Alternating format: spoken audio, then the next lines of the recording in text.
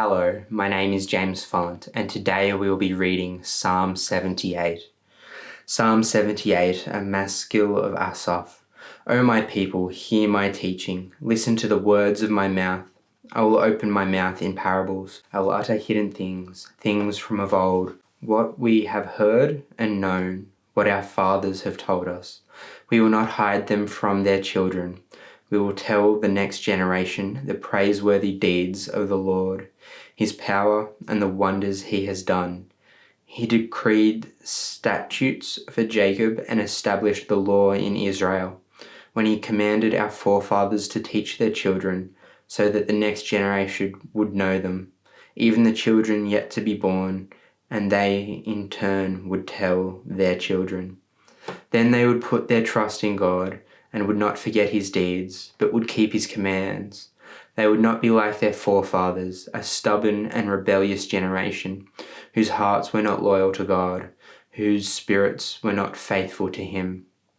The men of Ephraim, though armed with bows, turned back on the day of battle.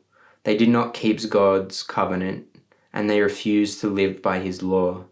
They forgot what he had done, the wonders he had shown them. He did miracles in the sight of their fathers, in the land of Egypt, in the region of Zoan. He divided the sea and led them through. He made the water stand firm like a wall. He guided them with a cloud by day and with light from the fire all night.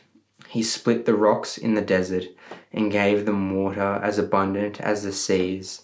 He brought them streams out of a rocky crag and made water flow like rivers. But they continued to sin against him, rebelling in the desert against the Most High. They willfully put God to the test by demanding the food they craved. They spoke against God, saying, "Can God spread a table in the desert?" When he struck the rock, water gushed out and streams flowed abundantly. But can he also give us food? Can he supply meat for his people? When the Lord heard them, he was very angry. His fire broke out against Jacob, and his wrath rose against Israel, for they did not believe in God or trust in his deliverance. Yet he gave a command to the skies above and opened the doors of the heavens. He rained down manna for the people to eat. He gave them the grain of heaven. Men ate the bread of angels. He sent them all the food they could eat. He let loose the east wind from the heavens and led forth the south wind by his power. He rained meat down on them like dust, flying birds like sand on the seashore. He made them come down inside their camp, all around their tents. They ate till they had more than enough, for he had given them what they craved. But before they turned from the food they craved, even while it was still in their mouths, God's anger rose against them. He put to death the sturdiest among them, cutting down the young men of Israel. In spite of all this, they kept on sinning. In spite of his wonders, they did not believe. So he ended their days in futility and their years in terror. Whenever God slew them, they would seek him. They eagerly turned to him again. They remembered that God was their rock, that God Most High was their Redeemer. But then they would flatter him with their mouths, lying to him with their tongues. Their hearts were not loyal to him.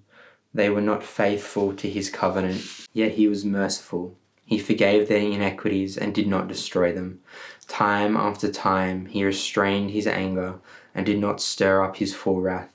He remembered that they were but flesh, a passing breeze that does not return.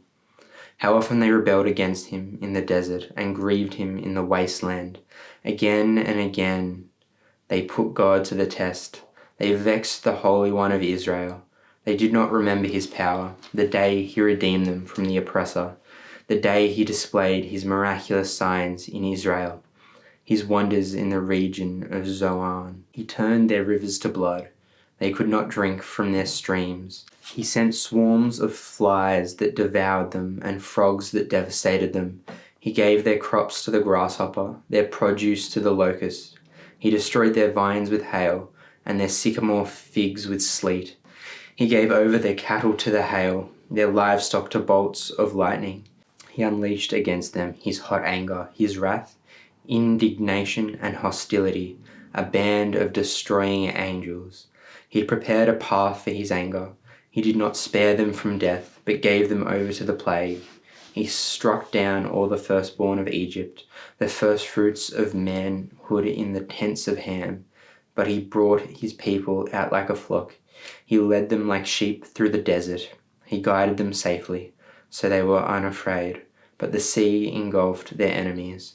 Thus he brought them to the border of his holy land, to the hill country his right hand had taken. He drove out nations before them, and allotted their lands to them as an inheritance. He settled the tribes of Israel in their homes. But they put God to the test and rebelled against the Most High. They did not keep his statutes. Like their fathers, they were disloyal and faithless. As unreliable as a faulty bow, they angered him with their high places. They aroused his jealousy with their idols. When God heard them, he was very angry. He rejected Israel completely. He abandoned the tabernacle of Shiloh, the tent he had set up among men. He sent the ark of his might into captivity, his splendor into the hands of the enemy. He gave his people over to the sword. He was very angry with his inheritance. Fire consumed their young men, and their maidens had no wedding songs. Their priests were put to the sword, and their widows could not weep. Then the Lord awoke as from sleep, as a man wakes from the stupor of wine.